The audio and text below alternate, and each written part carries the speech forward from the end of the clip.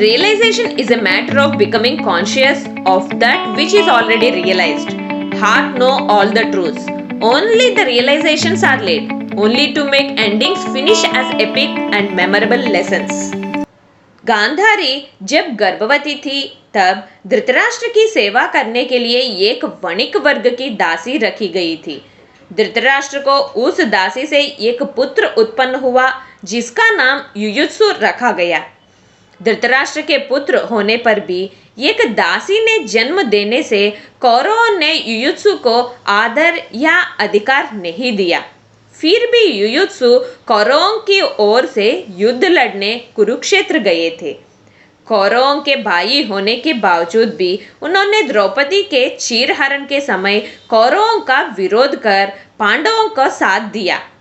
वे हर समय कौरवों की अनैतिक हरकतों का विरोध करते रहे थे। ये बात युधिष्ठिर अच्छी तरह जानते थे। युयुत्सु एक धर्मात्मा होने से दुर्योधन की अनुचित चेष्टाओं को बिल्कुल पसंद नहीं करता था।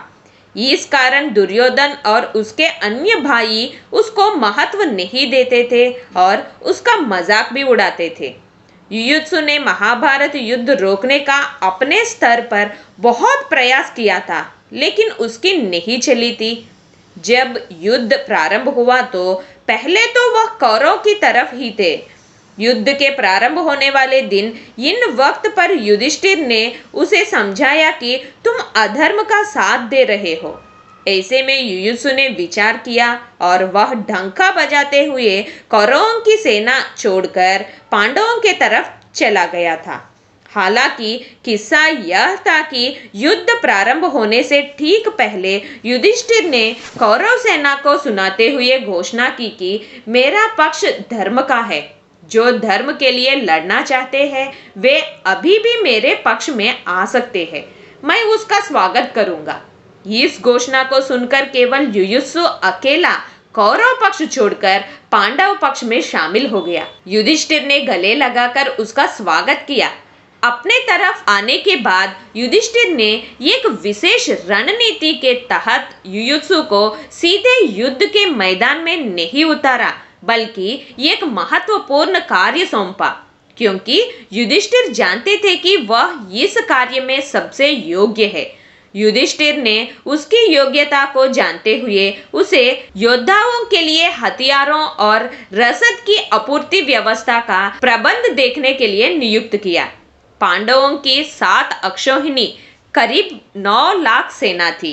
युयुत्सु ने अपने इस दायित्व को बहुत जिम्मेदारी के साथ निभाया और अभावों के बावजूद पांडव सेना को हथियारों और रसद की कमी नहीं होने दी।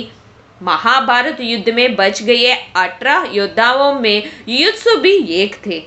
युद्ध के बाद युधिष्ठिर राजा बनने के बाद युयुत्सु को युधिष्ठिर ने अपना मंत्री बनाया था।